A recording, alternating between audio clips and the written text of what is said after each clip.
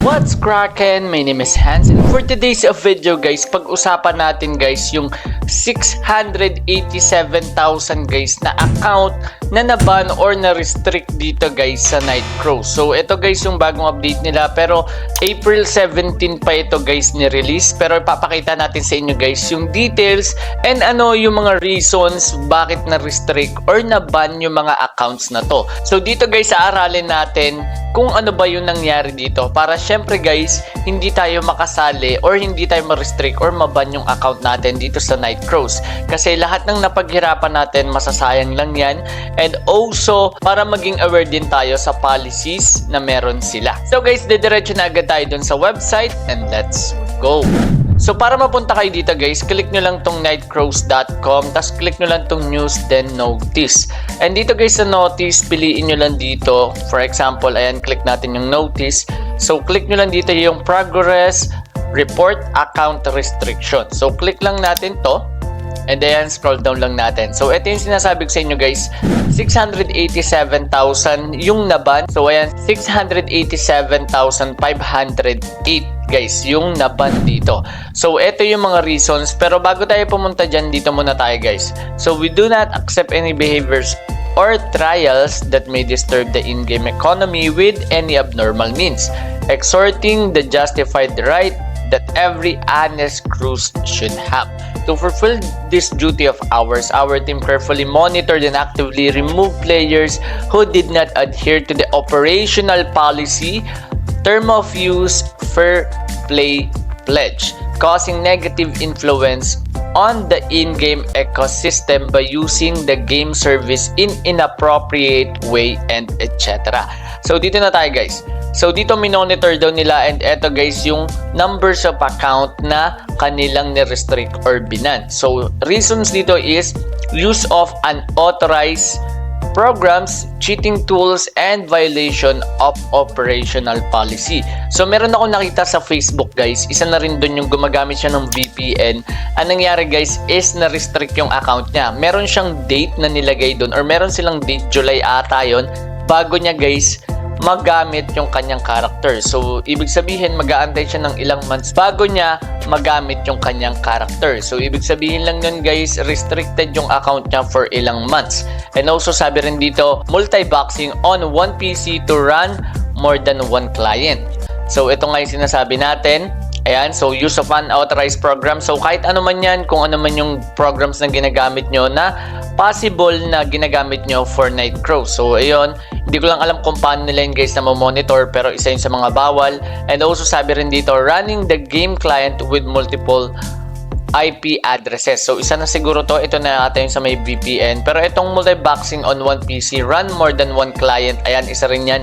Kasi meron dyan mga nag-offers, lalo na nung nagla-live ako, kaya daw nilang mag-run ng mga additional clients. For example, ayan, naka-open yung Nightcrows natin dito. Tapos ang gagawin is may isa pa siyang Nightcrows na i-open, which is ayun yung bawal din guys. So pwede kayong gumamit ng kung anong mga tools or kung anong application or APK para syempre maging dalawa yung Nightcrows na ginagrind nyo, pero yun nga, bawal din siya. At syempre guys, meron pa dito exchanging in-game currencies for profit making or encashment. So ayan, so pwede to or possible to sa Ghost Trade din guys. So exchanging in-game currencies for profit making or encashment. Pwede rin naman to sa buy and sell, pero syempre yung iba kasi nagba-buy and sell, pero hindi ko rin masabi kung bawal ba to or pwede yung buy and sell guys. Pero yung nakaraan na may nagban sila, 67,000 ata na accounts yun.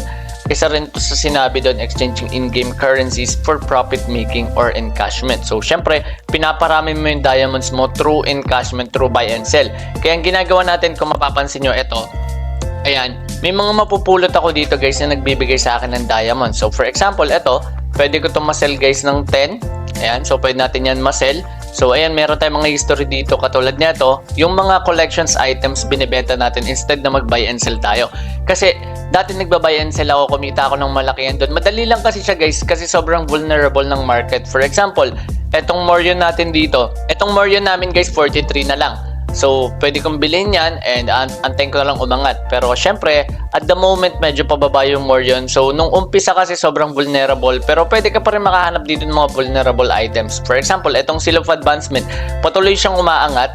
So, ayan, dati nasa 38 na lang yan na diamonds. Ngayon, 138 na siya. So, ayan, pwede nyong gawin yan. Pwede kayong mag-buy and sell. Pero yun nga, ang ginawa na lang natin dito, nag-focus na lang tayo dito, guys, sa collection items, tapos sinesell ko na lang. Pero hindi na katulad dati na nagba-buy and sell talaga ako ng tuloy-tuloy. Kaya tinigil natin yon nung umpisa pa lang nung merong binan na 67,000 na accounts. And ito, sobrang dami na, 687 na to. So ito next natin, guys, is reported character committing violation against the operational policy. So minsan, kung mapapansin nyo, pwede mag-report doon ng character or ng mga accounts. Yung i-click nyo lang yung account. So for example, hanap tayo dito ng kasama natin nagpa-farm. So for example, ito guys, si Cass.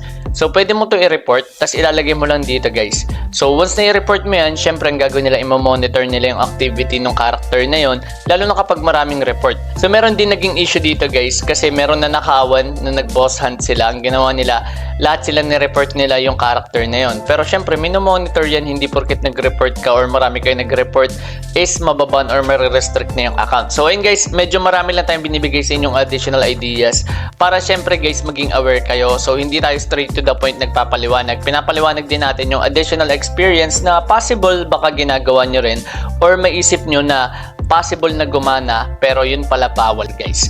Okay? So next one, guys, is obtaining diamonds by abusing in-game vulnerabilities and purchasing abusive diamonds. So ayan, mapapansin nyo, pasok din dito yung buy and sell. Ayan, para sa akin kasi vulnerabilities ng market or ng exchange. Tapos purchasing abusive diamond. So marami rin yan. Yung iba kasi ang ginagawa is magpa-purchase sila ng diamond, for example. Tapos pagka-purchase nila ng diamond, bibili sila dito sa market or bibili sila dito sa exchange, tapos i-refund nila. May gumagawa nun, kaya ang ginagawa, kung mapapansin nyo, minsan pag nakakasell kayo, naka-trade under inspection. So siguro may naantay lang doon, kasi siguro yung refund, may policy sila na yung refund mangyayari lang pagkatas ng ganito. So ganun lang, guys. So kung mapapansin nyo, ay yung trade under inspection, isa rin yung ginagawa nila para hindi syempre ma-abuse yung diamonds dito. So abusing trading system all routes such as exchange, requestation, PNIX DEX that may be used to transfer assets. So alam nyo na yan, ito basic na lang din to. And ito, guys, to date, we have permanently restricted more than 1,780,000, guys, 80,000. So let's say 1,781,000 accounts na, guys, yung na-restrict or na-ban.